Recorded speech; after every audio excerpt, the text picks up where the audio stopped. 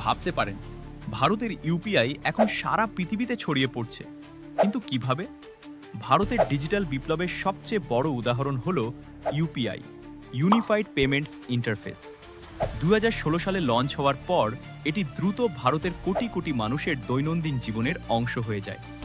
এই সিস্টেমটি তৈরি করেছে এনপিসিআই, আর এর মাধ্যমে আপনি শুধু মোবাইল নম্বর বা কিউআর কোড ব্যবহার করে মুহূর্তের মধ্যে টাকা পাঠাতে বা রিসিভ করতে পারেন।